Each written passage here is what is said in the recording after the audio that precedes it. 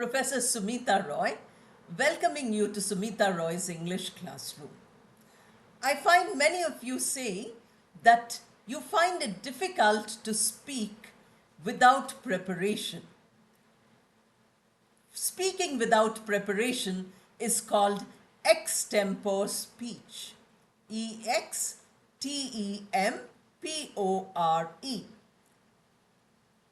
Extempore speaking is very important for all of you if you want to develop your speaking skills.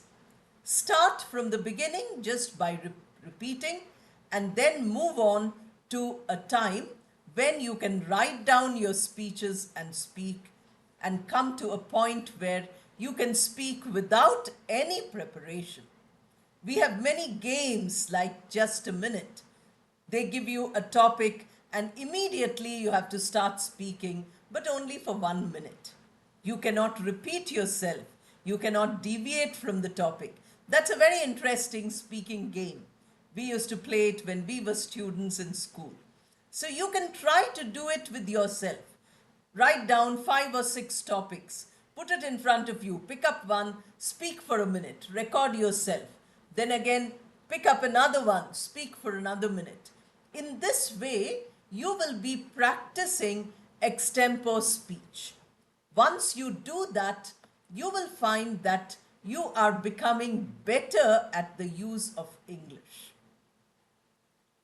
Unless you practice something, you cannot become better. So today I thought I will give you some examples of what is extempore speech by giving you 3 examples of festivals which we celebrate.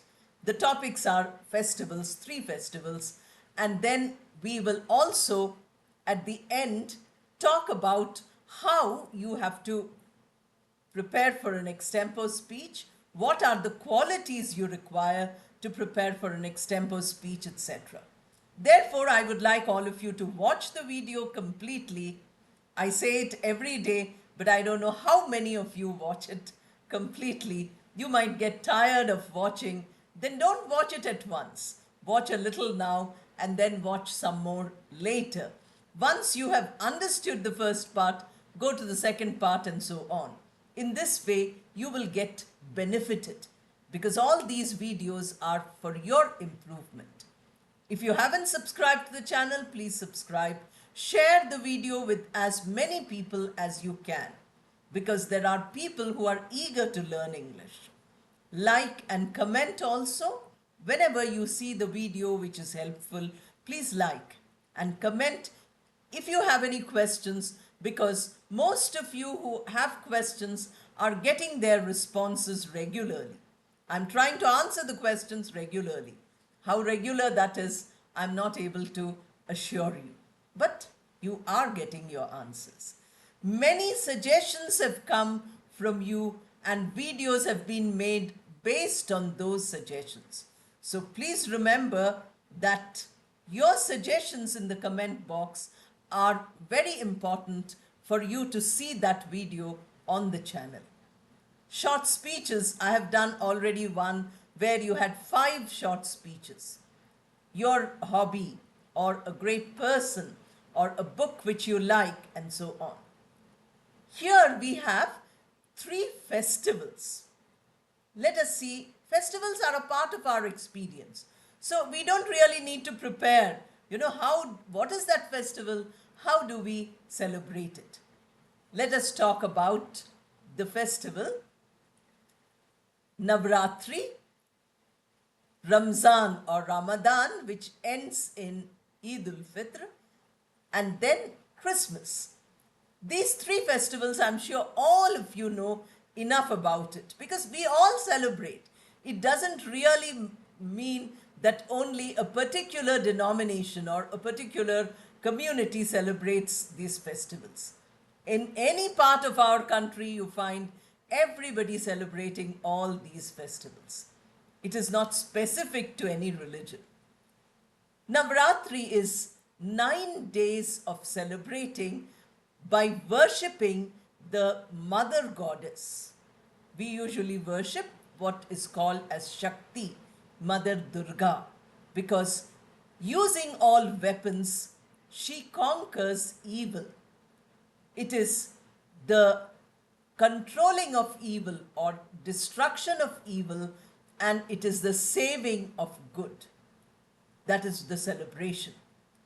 Now, people usually follow Navratri immediately on the day one when the new moon comes. That is when it starts, and it continues till the ninth day. Soon in April, we shall have this festival, which is the spring one. We also have another one in the autumn one, and that is considered to be the real big Navratri festival. Comes in September or October. People celebrate in various ways. Those who are spiritually inclined, they fast for all the 9 days. They eat only particular items of food which are allowed. They don't indulge themselves in any kind of desire. They like to help people during that time. The festival also has a social side. You find that people buy new clothes. In certain parts, they have dances and they have singing and gathering in various places. They also, those who are not fasting, they have a lot of street food which they eat. They meet their relatives. They exchange gifts. Everybody enjoys themselves. There are a lot of cultural programs also during the festival. We find that people have various talents, use these talents for the benefit of everybody in society. On the last day of Navaratri, they have a big celebration on Navami. And then you have the next day, that the Dashami is called Vijaya Dashami, especially in the October one, because that was the day in which Lord Rama got his victory. And then he returned to his own kingdom, that is Deepavali, another festival. So you see how you can easily talk about the festival because you celebrate the festival. You can add many more details which I did not add here. So you can easily use all the details you have for the festival. Extempore speech. Speech without preparation. Speech with a part of your experience you are forming in English. Suppose you are a beginner, you might have difficulties. Then you start by writing. Think and write one sentence at a time. When you have 10, 20 sentences, you try to practice it 3-4 times by reading it and then try to say it without reference to the paper or without reference to memorized speech. Memorizing is no good. You can never learn to speak a language by memorizing anything. Whether it is sentences or it is vocabulary, it must come naturally from your mind which has framed the sentence, which has given you the word, not something which you got from a paper. So please remember that. Now we move to the next festival, which locally is called Ramzan, or it is called Ramadan, and it is also a month-long festival which we call as the Holy Month. The Holy Month is a time of fasting. Again, all spiritual dimensions say that if we control our senses, we become more spiritual. We don't give so much attention to the body, then we become spiritual. So, this is the time for one whole month. There is fasting. They start from the new moon day to the next new moon day. And whoever believes in this, whoever is a very strict person in their spiritual practices, continues for all the days of the fast. Of course, there are people who cannot do it because of health reasons. Suppose a person is a diabetic, they cannot do it. then they do one or two. Sometimes people cannot do, so strictly, then they try to understand what are their capabilities. A great fellow feeling is there during the holy month. Why is the month called holy?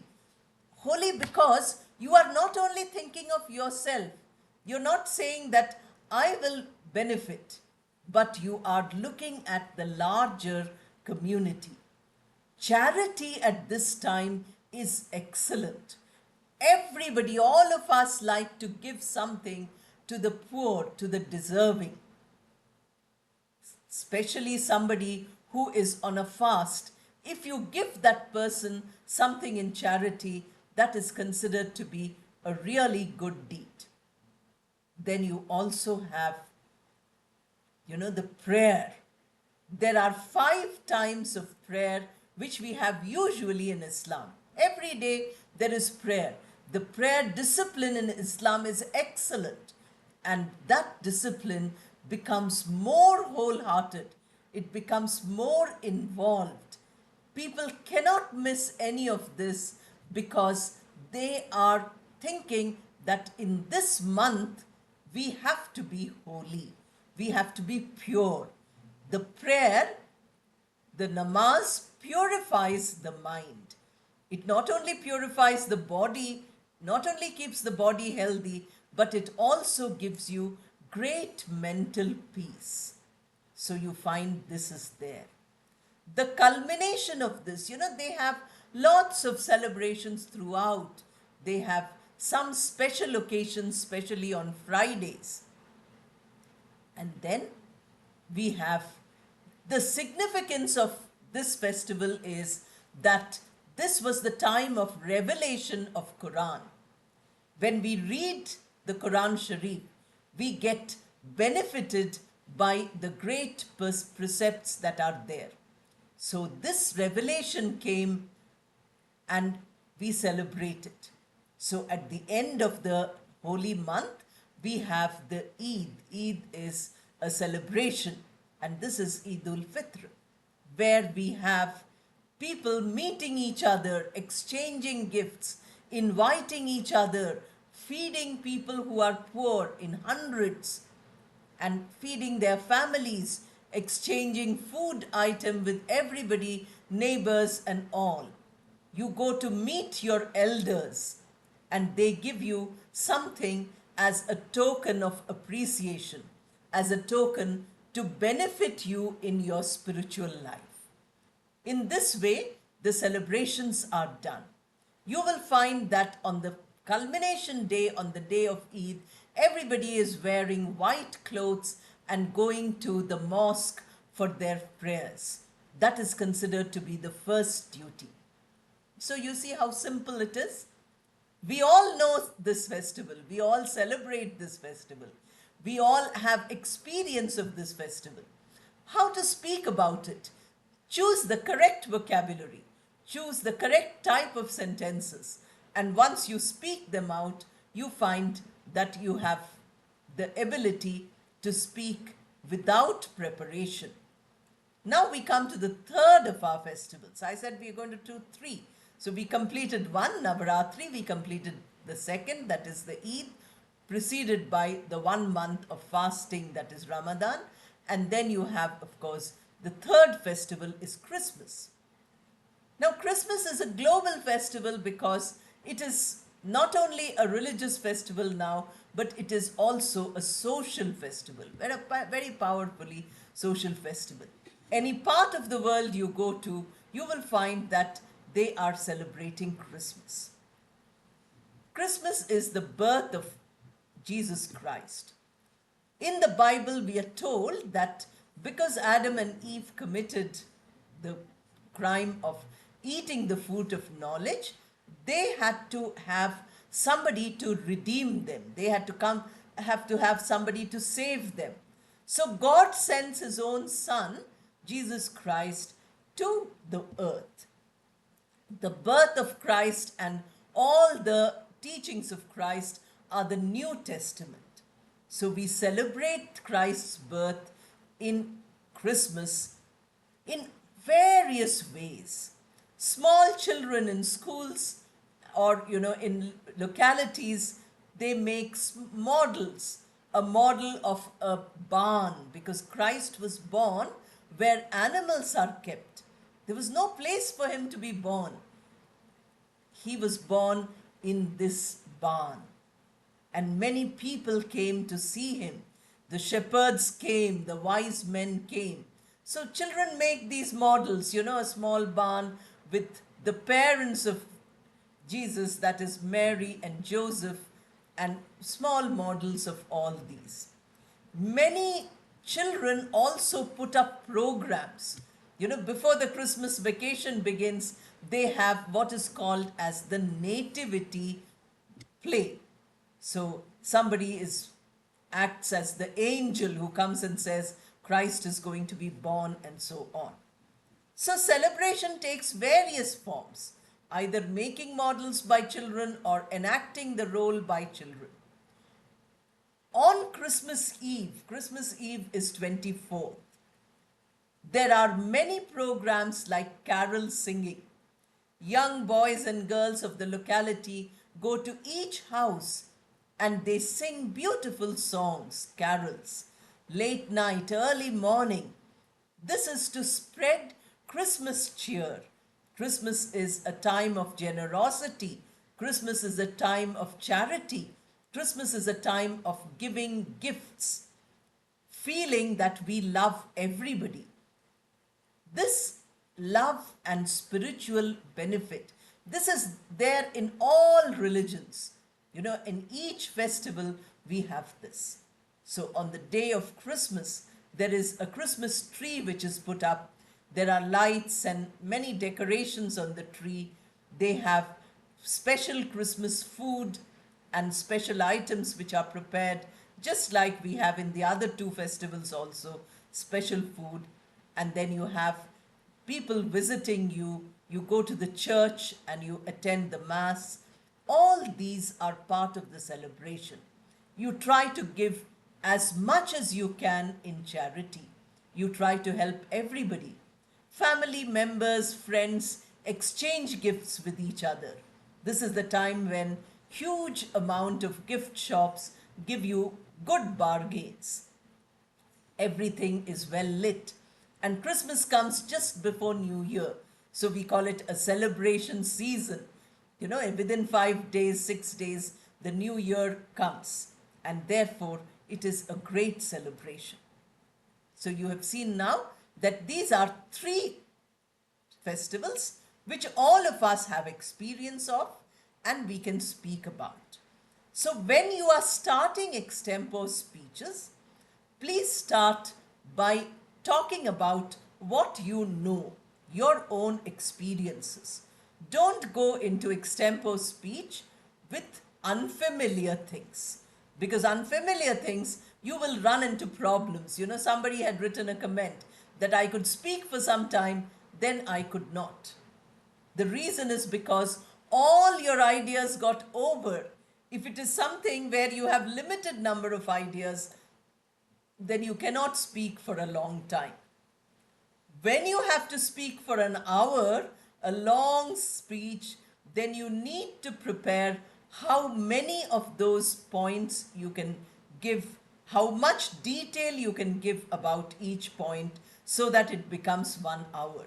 That kind of planning you have to do, because I speak, almost every day. I have some online lecture for teachers, for others, etc., in different colleges and universities. So I know if they give me 1.5 hours, how much should I speak? If they give me 1 hour, how much should I speak? This you have to also do when you're giving a long speech. But today I'm not talking to you about a long speech. I'm talking to you about short extempore speeches. I've given you the term extempore, without preparation. This kind of speaking gives you self-confidence. This kind of speaking helps you to use your vocabulary. If you learn a lot of words, it's of no use unless you speak. And when you have short speeches, on different topics, you will find that you are able to use whatever vocabulary you had in the correct places depending on the choice of topic which you have. So choose those topics, and then you find that by choosing such a topic, you have got an excellent ability to give a speech without preparation. The more you practice, the better your sentence structure will become. When you have to speak, you need self-confidence, you need fluency, you need spontaneity. All these points you will find when you look at the list of videos which I have put across. Watch those videos, then practice. But practice starting with whatever you know. Talk about your family, talk about your surroundings, talk about your job or your school or college if you're a student. Talk about a subject which you're reading, whether you are reading a book for fun or you're reading a book for an examination. You can talk about it, a short speech. No preparation, not preparing before. Immediately the idea comes, immediately you start speaking. That is the beauty of extempore speech, that it practices all your skills in one place. Exactly, all the 5 language skills are used here, because you will be, of course, spelling and punctuation you might not use, but you will be using the words which you know. You will use the exact expressions, the phrases, etc., which you have already learned. If you do this, then extempore speech becomes that much easier.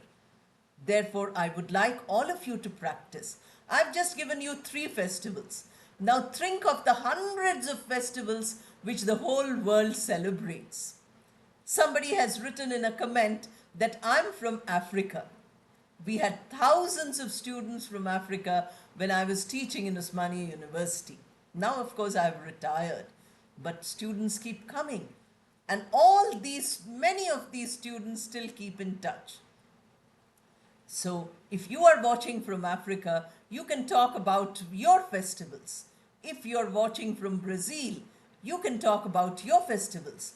Different parts of the world, whether it is Sri Lanka or any other part of the world, wherever you're watching for. I'm not going to list all these, but you have your own festivals, you talk about them. Once you do that, you find that you are doing excellently without preparation a short speech. Practice is important. Therefore, I wish you all the best and thank you.